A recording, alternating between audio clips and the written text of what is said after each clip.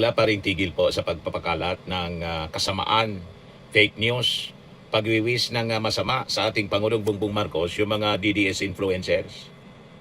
Iyan tuloy mga kababayan. Sabi nga sa kasabihan, yung lagi nating sinasabi, hampas sa kalabaw, sa kabayo ang latay. Bakit anya Mr. Maravillas, ano yung mga nangyayari ngayon? Ayan, wala pa rin silang walang tigil pa rin sila sa pagpakalat ng fake news. Ito yung pinapakalat nyo. Again guys, di papatay. Itodo lang natin ang dasal. Yan ang isa sa mga rabid DDS mga kababayan na nagpapakalat ng fake news laban sa ating Pangulong Bongbong Marcos. Iyan tuloy, ang latay po sa mga Duterte, yung bunso ni Digong, tinakbo pala sa ospital. Kita ninyo? Si Kitty, binisita po niya ni Senator Bongo kasi ninong ni Kitty Duterte, si Bongo, binisita sa ospital. Kita ninyo, mga kababayan? Yan kasi hindi kayo naniniwala sa warning ng Bible na never wish ill to other people. Tulad ng mga pinagagawa ninyo sa ating Pangulong Bongbong Marcos, wala kayong tigil sa pagpapakalat ng fake news. At pag-wish ng ating Pangulong Bongbong Marcos, mamatay na. Kasi gusto ninyong upo sa posisyon si Sara Duterte. Ayan tuloy, si Kitty Duterte ang itinakbo sa ospital. Ito si Kitty Duterte sa report ng Daily Tribune. Ngayon pa lang. Sabi diyan, Kitty thanks Ninong Bongo. Veronica Kitty Duterte who celebrated her 22nd birthday while in the hospital expressed her gratitude to her godfather Senator Bongo for spending time with her during the occasion. Nag-celebrate po ng birthday niya si Kitty sa ospital. Kita niyo? And sabi niya, thank you for being like a second papa to me.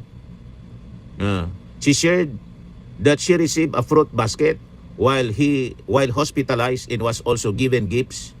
Thank you for being like a second papa to me, Kitty said in a message describing Go as one of the most loyal allies of her father, former President Rodrigo Duterte.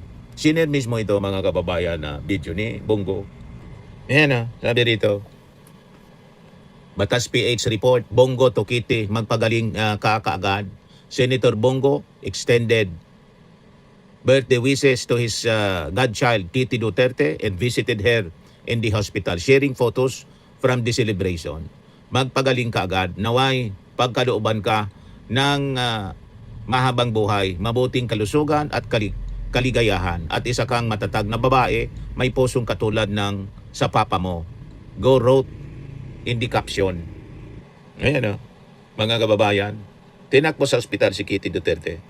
So sabi dito, the senator noted the significance of the occasion, marking bittersweet milestone for the family.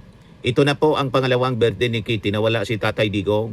Go remark regarding the former president's absence during the celebration. Despite the circumstances, the senator made sure to bring a sense of warmth to the hospital room to uplift the celebrant's spirits. Go spoke highly of the young Duterte's character, drawing a direct parallel between her and the former leader of the country. Isa kang matatag na babae, may pusong katulad ng papa mo, sabi ni Bongo. He emphasized that her inner strength would be vital in her journey toward full health. In addition to his well wishes, Go took the time to acknowledge the support system surrounding Kitty during her confinement. He especially mentioned the efforts of board member Vic Singson and the friends who have visited to show their love. Salamat din na BM Vic Singson sa pag-alaga at sa lahat ng mga kaibigan na bumisita. Yan siguro mga kababayan kasama sa bumisita kay Kitty. Yan siguro si Vic Singson. Kita ninyo mga kababayan sa kakawis ng mga DDS ng masama sa ating Pangulong Bongbong Marcos. Ang latay po sa pamilya ni Digong. Kita ninyo? Wala kayong kadala-dala. Ito mismo yung post ni Bongo 17 hours ago pa lang. Ito yung papasalamat ni Kitty Duterte. Hello everyone. Kasama po natin si Senator Ninong Bongo ngayon. Isa sa mga pinaka-loyal na tao sa papa ko. Diba, mga kababayan? Kasi sa Word of God, napakalinaw. Never wish ill sa ibang tao. Sa kahit kaaway mo. Diba? Problema, hindi man kayo inaaway pati ng ating Pangulong Bongbong Marcos. Ini-ignore nga lang kayo yung mga kawalangian na pinagagawa ninyo. Ito po ang warning ng Bible. Oh. Proverbs, sabi ni King Solomon. Proverbs 24 verse 17. Do not gloat when your enemy falls. When they stumble, do not let your heart rejoice. Huwag kayong matuwa. Yan o. For though a righteous man may fall 7 times, he still gets up. But the wicked stumble in bad times. Do not gloat when your enemy falls, and do not let your heart rejoice when he stumbles. Or the Lord will see and disapprove, and turn His wrath away from him. So kaya ang nangyayari sa kakawis ninyo ng masama sa ating Pangulong Bongbong Marcos, lalo na nagiging mabilis yung recovery tuloy ng ating Pangulo. At sigurado, lalo pang hahaba yung buhay ng ating Pangulong Bongbong Marcos. Hanggang sa matapos niya yung kanyang term at baka maging Prime Minister pa. To serve the country, mga kababayan, for the next 20 years. O, di ba? Yan ang mangyayari, mga kababayan. Yung ating Pangulong Bongbong Marcos, napakabilis ng recovery niya. Habang yung kanyang mga kalaban, hindi mga sila tinuturing na mga kalaban. Halos mga naagnas na, tulad ni Ari Roque. Ano ba? Ngayon si Ari Roque, oh. Tingnan ninyo. Oh. Parang maagnas na. Parang hindi na naliligo. O sige pa ang ablada. Catch me if you can. Tingnan ninyo ang itsura ni Ari Roque. Naagnas na.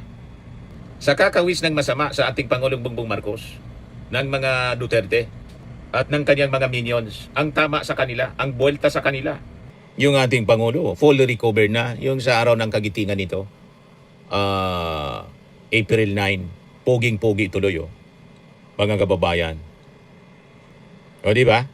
Tapos sabi nila, recycle daw itong video. Poging-pogi yung ating Pangulo, napakakisig, napakalakas. Pinag-iisipan nila ng masama. Yung mga nagwi-wish ng masama at nagsasalita ng masama, tingnan ninyo mga kababayan ito. Si Mijaldea, nung birthday ni Digong, nagsasalita mga kababayan doon sa sa Davao. O ito yung sinapit. Ito ang mga sagot niya sa akin. Dili kong pinakadisod Muntik ng kalawitin ni kamatayan ko. sa serbisyo sa katauhan. You see? Ang aking pananalita ngayon, sapagkat insundin ko ang talumpati ni Atty. Abisado kanina, baka hindi ko matatapos ang aking speech. So, di ba, mga kababayan, munti ka na sa kakadaldal niya ng masasama laban sa ating Pangulo. Ito ang mga sagot niya sa akin. Dili kong pinakadisod, pero apil na ni sa serbisyo sa katauhan.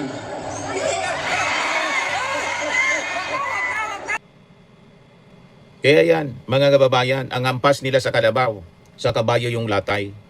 Kawiwis nila ng masama, si Kitty Duterte yung na-hospital. You see? Kawiwis ng masama nila sa ating Pangulong Bongbong Marcos. Never wish ill. Yan ang malinaw na sinasabi sa Bible. Ituloy-tuloy lang ninyo ang inyong kasamaan. May paglalagyan kayo niyan. Sige kayo. Ayan man lang po mga kababayan, ang short video natin na nakakalungkot. Tayo, ang wish natin na maging mabilis yung recovery po ni Kitty Duterte. Never tayo na mag-wish ng masama sa kahit kanino man.